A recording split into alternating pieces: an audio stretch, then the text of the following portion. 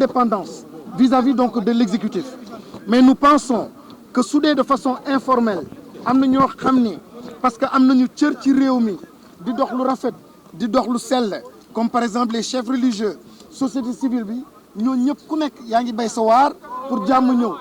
donc day jaadu Assemblée nationale boo xam ni Ousmane Sonko quand même et de cette institution-là nous sommes les premiers interpellés pour assumer suñu responsabilité et jàmm ñëw ci réew mi et en mettant en avant donc cette résolution wax dëgg yàlla constitution may nañu ko règlement intérieur may nañu ko il y a simplement notre dignité et notre liberté moom moo ñu mën a empêcher ñu voter donc cette résolution pas pour action conformément donc aux dispositions du règlement intérieur l'article 51 et 52 na ñoo xam ne oo nañ ma personnellement parce que on manque beaucoup de démocratie interne ci suñuy parti am na ñoo xam ne tey jii su doon mënoon nañu yëkkati seen loxo wax loo xam ne moom la ñuy xalaat ci assemblée nationale tey jii dàq nañ leen wala fexeel nañ leen ci biir majorité bi ñu bokk kon aujourd'hui te jàmm ñëpp ko bëgg wóor na ma ne am na ñoo xam ne ñu ngi ci majorité bi am ñoo xam ne jege nañu président de la République président de la République ci boppam tey jii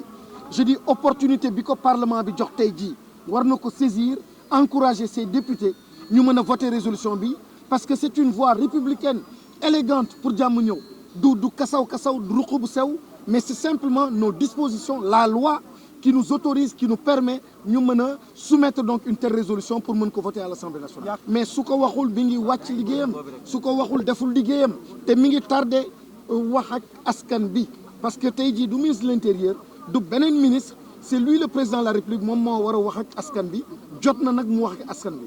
donc il faut que interpeller toutes les organisations qui sont dans la rue pour leur dire que l'Assemblée nationale l'opposition a déposé cette résolution et qu'on a interpellé le président de l'Assemblée nationale parce que si les jeunes de 35 ans parlent de paix, ça nous étonnerait qu'un président de l'Assemblée nationale de 85 ans ne puisse pas parler de paix. Donc dans l'exposé de notre motif, on a interpellé son état d'esprit de sagesse. Aujourd'hui, on ne peut pas voir la troisième institution du pays ou bien la quatrième institution du pays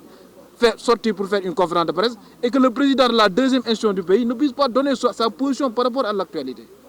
Donc on a donné une occasion pour venir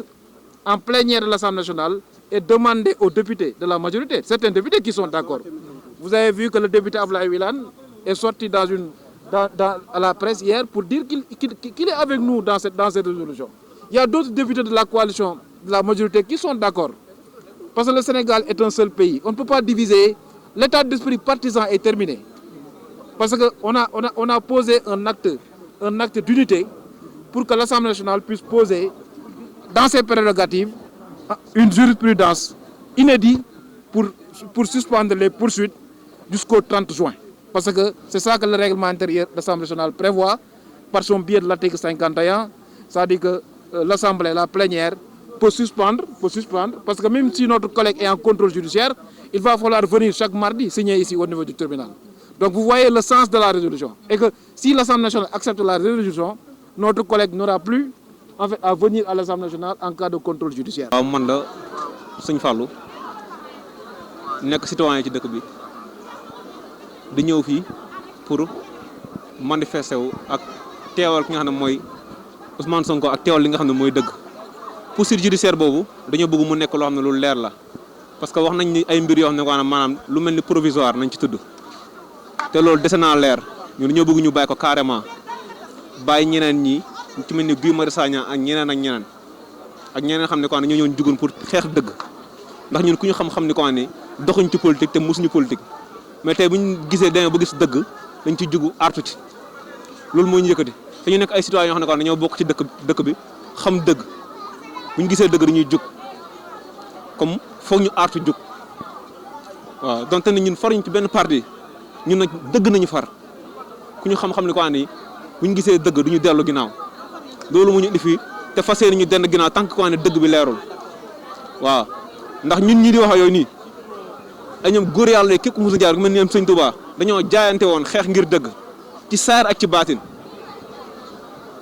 baatin am na ñu bëri ñoo toog seen kër ne ni non li mbirum politique la bu kenn yëngu déedéet parce que balaa ngaa tal lekk balaa ngaa tal nan balaa ngaa tal jaamu yàlla balaa ngaa tal woor weeru koor dafay fekk sa dëkk am dal dafay fekk sa dëkk nekk si jàmm te fu sa dëkk nekk si jàmm fu sa dëkk nekk si dal foog gaa yi dox ci dëgg nekk ci dëgg te ñun suñu borom dafa dogal ñu dox ci dëgg saa su ne comme bu ñu demee tey ba gis li nga xam ni mooy dëgg bi nga xam ne moom la ñuy woote woo ñu gis benn nit bu koy incarné te nga xam ne moom mooy président Ousmane Sonko kon kooku day baax day rafet lool te day yemb pour ñu mun kaa wuy si loolu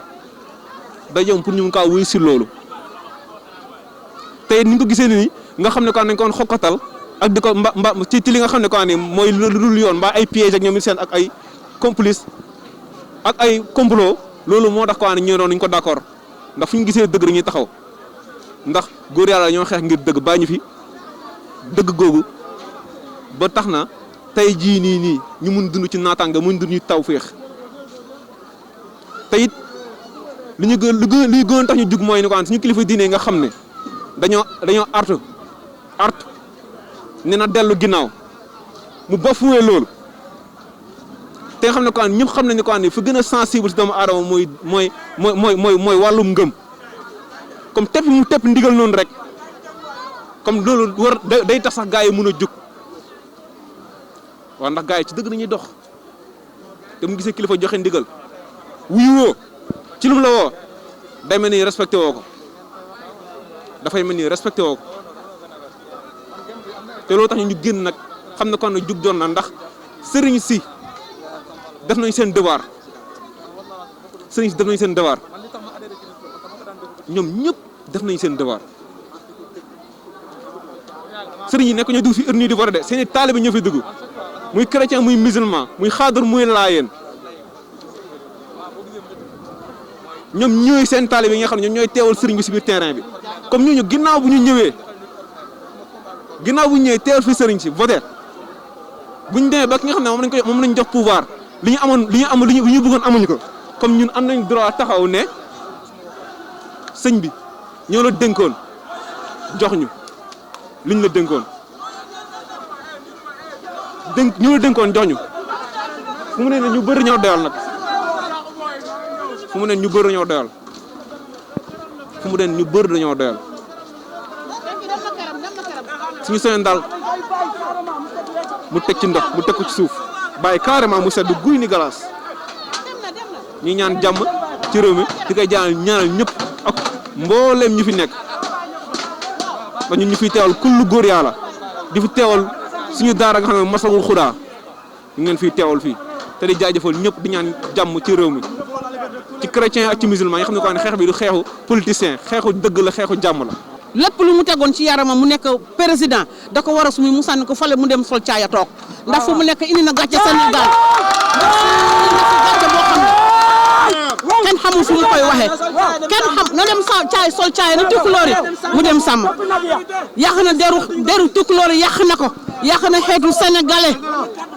indi na loo xam ne ci Sénégal du mos a fay ci àddina te xale yi royukaay lañ ci moom te fa ma tey moom xale bu ñu royee ci moom tey bu ëllëgee dañuy def lu leen nii mbir naan yaa ngi nii Sénégal kenn faale wu leen ñiy jaay caaf kenn faale wu leen ñiy dox di foot kenn faale wu leen Macky Sall kan la faale ñi nekk ci nguur gi kese la faale ñu koy jaay muy jaayaaxu newul ci benn yoon ñii dee ci biir kër gi ba pare ñu dellu di rey ñun njaboot sonn nañu fay nañu Macky Sall na delloo boppam ci xeet bu mu doon nga xam ne fi mu nekk ni chrétien yaa ngi woor lii garalu leen ñu ngi woor di ànd ak seen xiif ak naxar Macky Sall bu fekkee doomu gor la na wàcce lii mu sol caaya mu tax ci tali bi maa ko ko digal